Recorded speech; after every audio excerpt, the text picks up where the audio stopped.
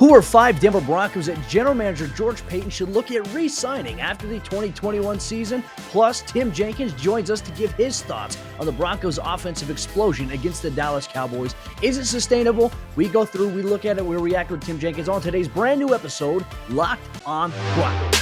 You are Locked on Broncos, your daily Denver Broncos podcast. Part of the Locked on Podcast Network. Your team every day. What's up, Broncos country? Welcome back into a brand new episode of Locked On Broncos, your daily Denver Broncos podcast here on the Locked On NFL Network, your team every day from the South Stands to the end zone. I'm your host, as always, Cody Roark, joined alongside my co-host, Sayre Bedinger. Both of us, we cover the Denver Broncos for the Locked On Network and 9 News. Make sure you follow and subscribe, free and available everywhere you get your podcast. You can subscribe here on YouTube so you can watch us. Make sure you turn on notifications so you never miss out on all the coverage, all things Denver Broncos. And Sayre, today's episode, Locked On Broncos, brought to you by our good friends over there at McDonald's. Proudly serving communities since 1965. McDonald's has always been more than just a place to get tasty, affordable food. It's an unofficial community center. A big thank you to our friends at McDonald's for always being there. I'm loving it. But Sayre, one thing I'm loving is that we get to talk Broncos football here once again. Another week of preparation for the team coming forward. Obviously, we got some injury updates yesterday from Broncos head coach Vic Fangio. Today, I felt like it'd be a really good day to kind of break things down with Tim Jenkins. He'll join us a little bit later, but I'm excited about an article you just put out at predominantlyorange.com, and it's 5 Denver Broncos that general manager George Paton should look at re-signing after the season. Before we get into that, my friend, how you doing? Doing great, Cody. Doing great. It's a fun time right now. 2-game winning streak. The feelings are, it just feels like everybody's renewed optimism. We're talking about re-signing guys. We're talking about players coming back from injury. It just, the ebbs and flows of a season are always hilarious to me, but these are the good times. We got to enjoy it. Yeah, and I think there were a lot of Broncos fans in the comments the last couple of days like, you know what, that win against the Cowboys was great, but they have to prove it, right? And I think that's spot on. Yes, the Broncos have to come out this weekend against the Eagles, and they have to prove that, hey, this past weekend wasn't a fluke. We talked about the element of home field advantage. The Broncos, it's going to be a tough test for them against Philadelphia. I don't think anybody should overlook them. Regardless of the record, regardless of what they've gone through, there's a lot more to the story. And obviously, we'll talk with the host of Locked On Eagles a little bit later on this week for a crossover. But Sayre, let's dive into your latest article over there, predominantlyorange.com. 5 Denver Broncos that general manager George Paton should re-sign after the 2021 season. Now, reading the list here, we'll go player by player here because I feel like it's important to touch on. We'll start off here with Kenny Young. I think this is an evident shoe-in, right? Not just because he's been an exciting addition so far through 2 games, right? A limited sample size, but you go out and you give up capital to get him, and he's obviously elevated your defense. I don't disagree with this one at all. Yeah, I think you look at the trade that they made. I'm not so sure George Paton wants to be giving up a draft selection in 2024 for a guy that only played 9 games for the team. And maybe he really doesn't care about that. Maybe it really was just a move for right now. And maybe that move really was kind of the preemptive, all right, the Von Miller trade is coming. Here's Kenny Young for now, for this week, since you guys need him right now. But, man, I think he's proven his value, whether he's been with the Baltimore Ravens, whether he's been with the Los Angeles Rams, now in the early goings with the Denver Broncos.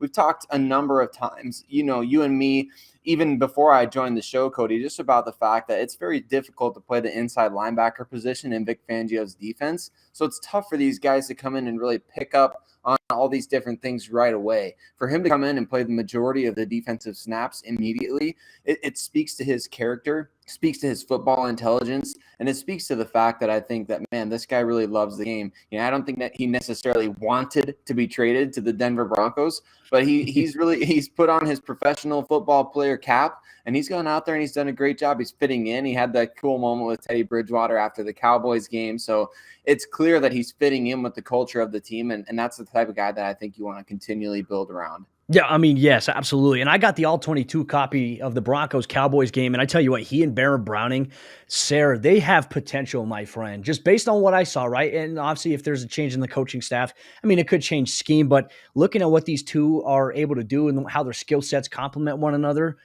they're making a really strong case to bring him back. In my opinion, I think this is a great selection here. Another one, too, and I kind of want to talk about this one a little bit just because it's one that many Broncos fans can be like, why? Kareem Jackson, and I agree with you. I like that you put him on this list because I think his impact for the Broncos since he's joined the organization, Sayre, it has been so underrated. But even this year, when all of us thought that he was gone, essentially because the Broncos didn't extend the qualifying offer to him, and all of a sudden he re-signs on a 1-year deal. What he's been able to do on the back end of that defense in terms of coverage against the run, he has been so reliable to the Broncos' function of the too high safety look.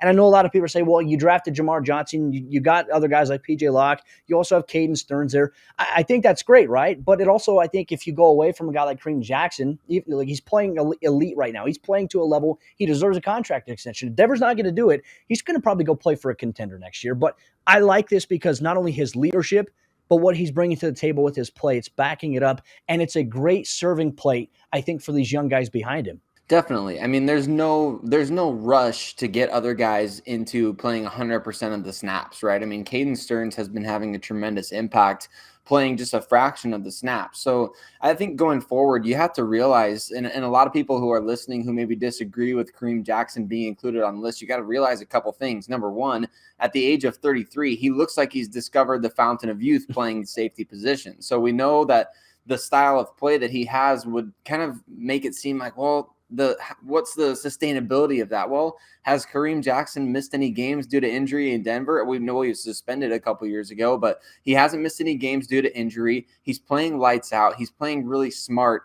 and he's been a natural transition to that safety position. So I feel like, man, you get another year, maybe another 2 years out of Kareem Jackson, or maybe at least just kind of give yourself the option couple of years down the road. I feel like he's been a great pairing with Justin Simmons on the back end. And that's the type of veteran you're getting a good value too. The safety position seems to be undervalued in terms of the open market right now. We saw like Anthony Harris sign a really cheap deal with this week's opponent, Philadelphia. So guys that are playing the safety position at a pretty high level are getting undervalued on the market. So Jackson could be a nice value. I agree with you there. And talking about two other options here, right? Because we talk about 5 of them. We've already talked about 2. I'm going to combine 2 and 1 here.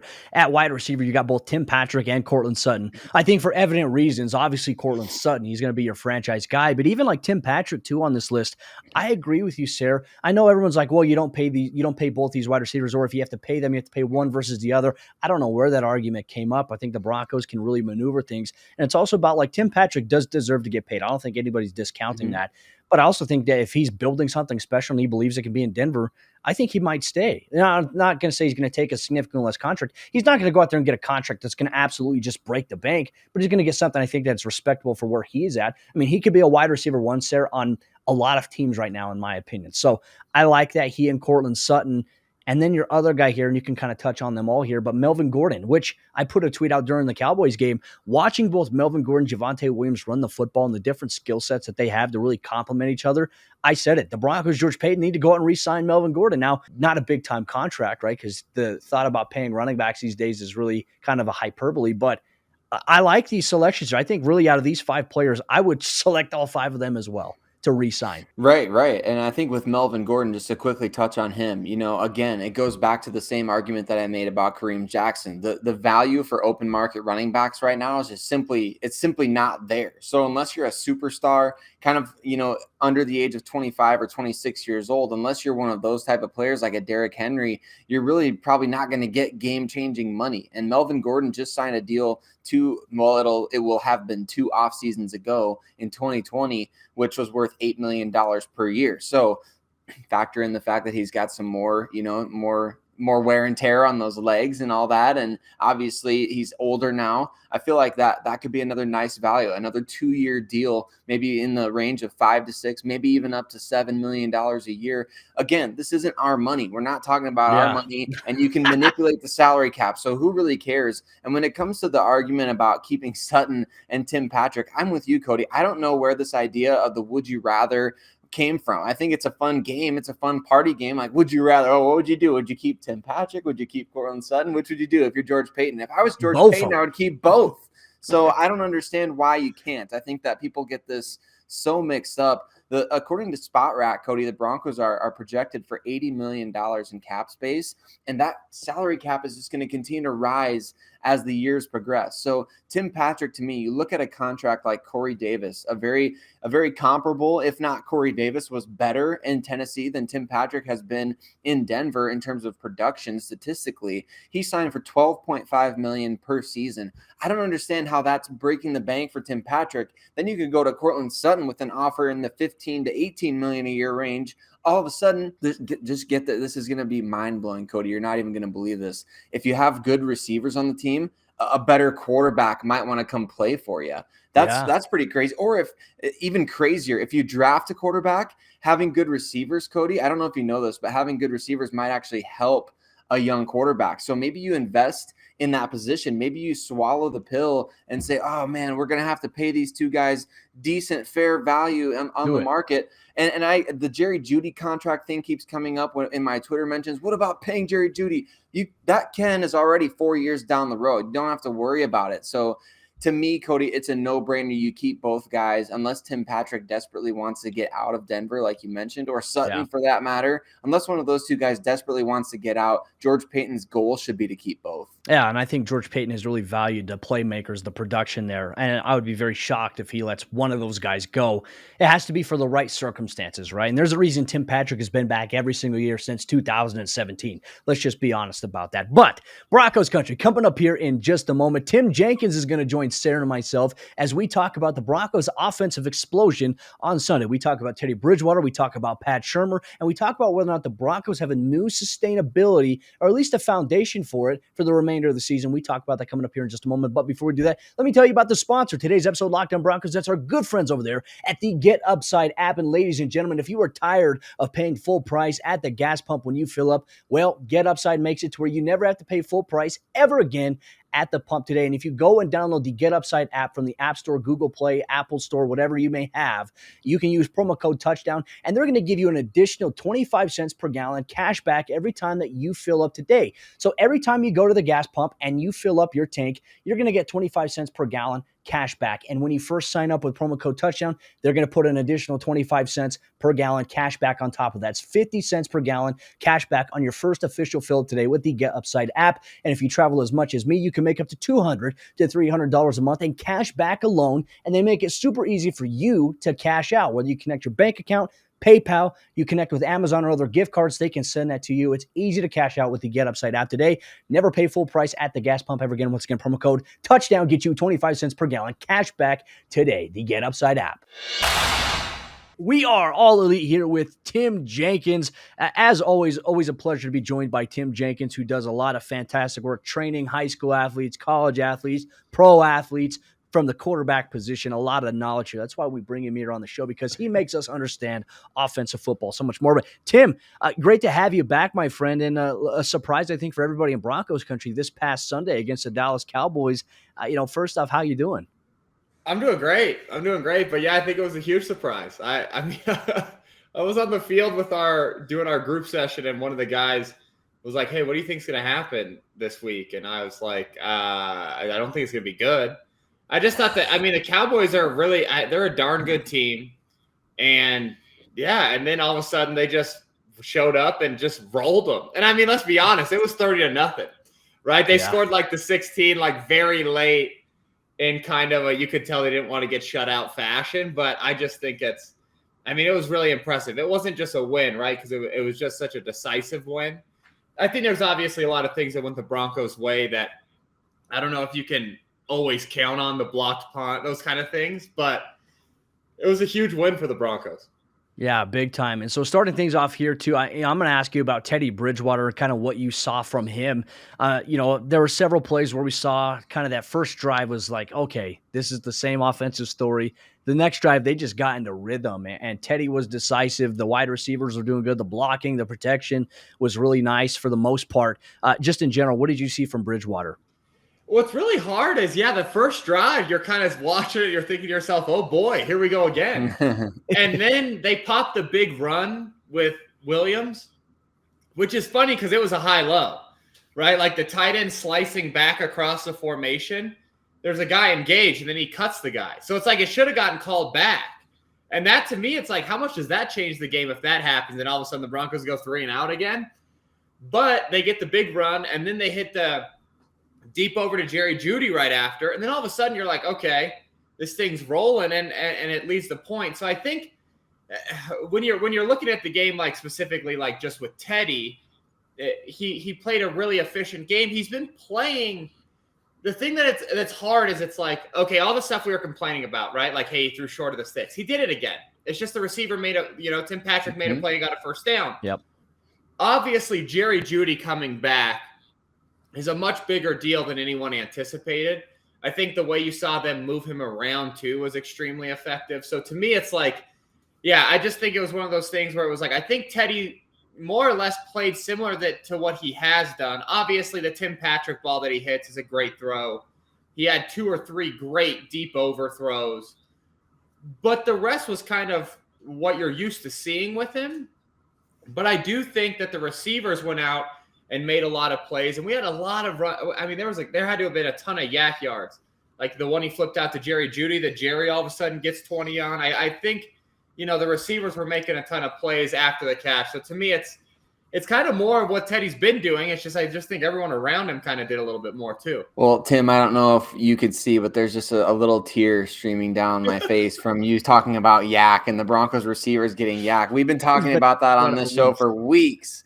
So I was thrilled to see it. And I know you're a big KJ Hamler guy, Tim. So here's my connections that I was kind of putting together through the game. I feel like we did not see a lot of that motion that you just talked about with Jerry Jeudy last season before the snap. And it looked to me like maybe what they had planned for KJ Hamler, they put those plans on the back and the shoulders of Jerry Jeudy starting this week. I don't think we even saw it week 1 against the Giants, much less last season. So talk to us about kind of what you noticed about how Pat Shurmur was getting Jerry Jeudy involved before the snap and what that led to in terms of success for the offense.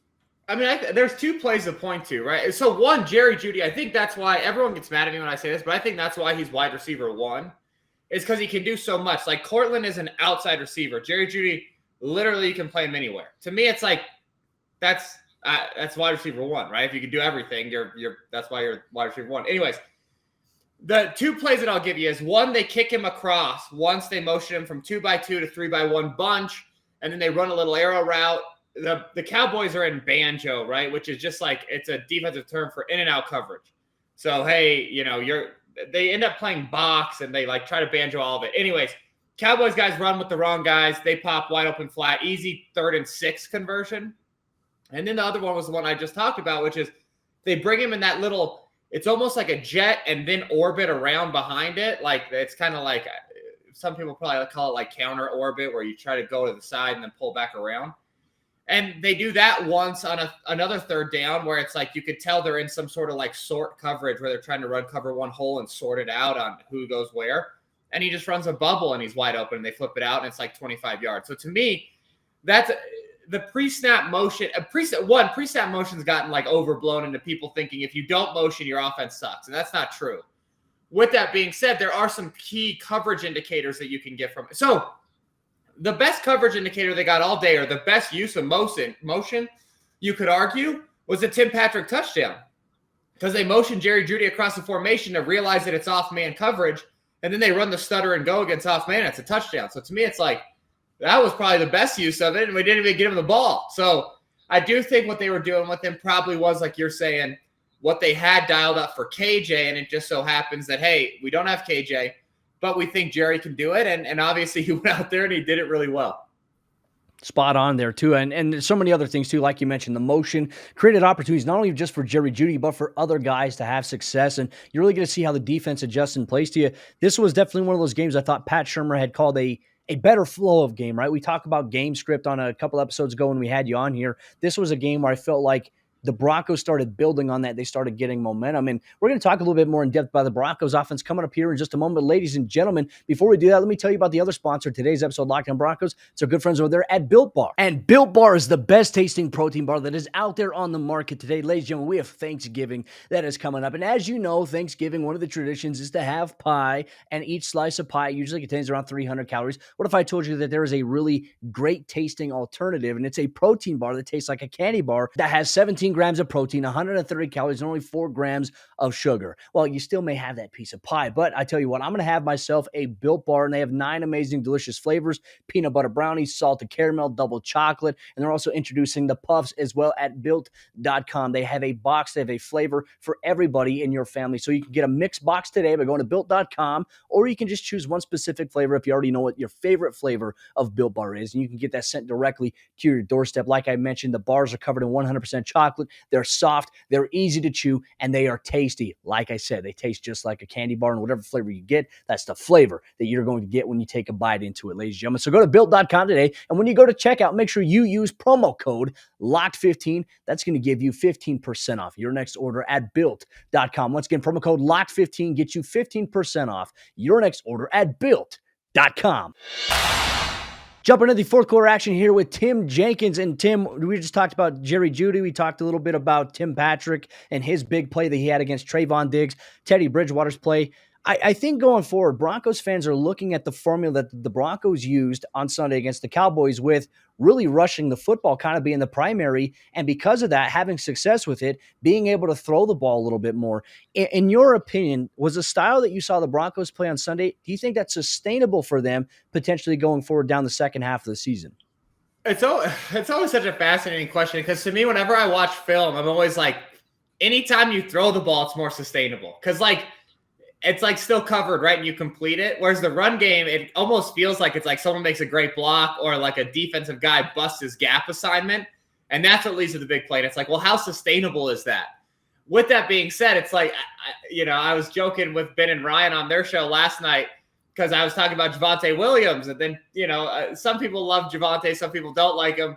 And I'm sitting there, I'm like, listen, I fast forward all the run plays. So the only ones I notice are the ones where Javonte's running for like 20 seconds. Right? Because I'm sitting there fast forwarding it and he breaks off a huge run. But I do think it's one of those things where it's like that kid is so special that I think you have to say at this point it's sustainable because he's done it for 9 weeks, right? Yeah. We've seen him go out there and do it. So it's like it is sustainable because he's going to end up having one run a game, it feels like, where he breaks 9 tackles and goes and gets 30 yards. So I do think it's sustainable. I just think the idea of, hey, we can run the ball and then now our run action, those deep shots are going to be more effective is really what it comes down to. And I do think, one of the places that Teddy, I think, struggles, which is weird, is quick game. Like, I don't think he's great with like, hey, we're going to read this out 2-shell, 3-shell, or we're going to do pure, a full field progression of quick game. I just don't think he's great with it. So I do think that run game can be that for them. And then some of that Jeudy orbit stuff to get him the ball in space. We saw the screens, right? We saw a bubble to him. Like all that kind of stuff, I think, can help be that quick game for the Broncos. Because I do think when Teddy's at his best, it's off of the run action stuff where he's throwing the deep overs or the big in routes or those, shot play double moves. So I do think it's sustainable. I think the bottom line is they have to keep being creative with what they're doing, and it can't just turn, go right back to what they were trying to do against the Ravens. But I almost wonder if it's one of those things where we're seeing what Pat Shurmur wanted to do now that he's not just like hamstrung to 12 personnel. So given all that we've seen, I guess it's kind of a weird halfway point. It's like 17 games, so we're past the halfway point, but whatever. At this point in time, Tim, do you feel like the Broncos are maybe, I don't know, the optimist in me wants to say this is a launching off point of good things yet to come. So like you mentioned just a couple of seconds ago, from what we've seen from the offense leading up to this point, is this something that they can build upon? Or what are specifically the things that you think that they need to build upon in order to continue to progress as the season goes along and maybe sneak into the back end of the playoffs? Yeah, I just think being multiple. And I like formationally. I think formationally – them using some of the motion stuff, trying to, hey, get them to check from 2x2 to 3x1, or get them to check from, hey, we're good, to now you're in stack and they have to try to in and out it. Like all that kind of stuff, I think, is something they can build on. But the bottom line is it's like you just want to see it one more week, right? If they do it again against the Eagles, you're onto something. Because listen, they won sloppily against Washington. Then they went out and won a really clean game in Dallas. If they then win again, they've won 3 in a row, right? So it's like all of a sudden you're sitting there and now it's like, okay, well, we're 6-4. I mean, I'm not going to lie. After they lost 4 straight, I'm sitting there like they're going to be 4-6. Like there's no shot. Like that's kind of where my mindset was. I was sitting there like, this is terrible. And they've proved me wrong. And I think they're building off of it. Now, I think you do have to see it one more week, right? It's like, yeah. I don't want to get fooled by this Dallas game like it was like the first 3, where then all of a sudden you're like, all right, here we go, playoffs. Because like this is who we thought the defense was going to be, but they haven't done it except for this game. Yeah. Like if you want to call a spade, Washington was a good game. But at the same time, it's like Washington's a bad team. This was the first time that they saw, to me, a really good offense, and they stood up and they were kind of who we all kind of projected they would be this offseason. So if they can do it again against Philadelphia and a dynamic guy like Jalen Hurts, say whatever you want about Jalen Hurts and the fact that he can't throw the ball that efficiently. He is a tough quarterback to go against because he could just go ahead and extend the play and rush for 40 yards. So I do think if they do it one more week, man, there's so much exciting stuff ahead. And then, like you're saying, all of a sudden they sneak into the back in the playoffs, and then it's going to be really exciting.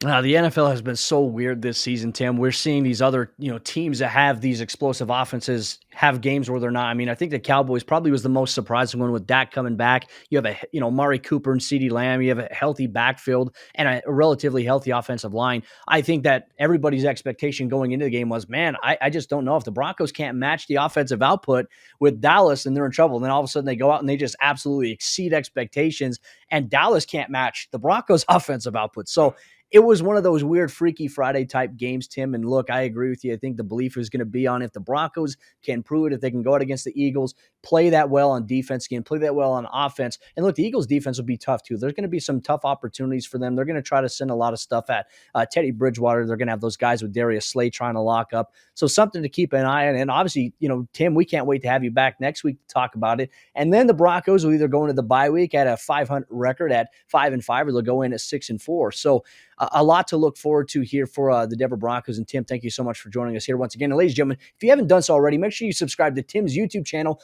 All Things QB. He does all the film breakdowns that you can eat. He's even got the whiteboard marker like me, a man of film and whiteboard study, man. I love it. And obviously, Tim, you can catch him here on Tuesdays on Locked On Broncos. Thank you so much, Tim.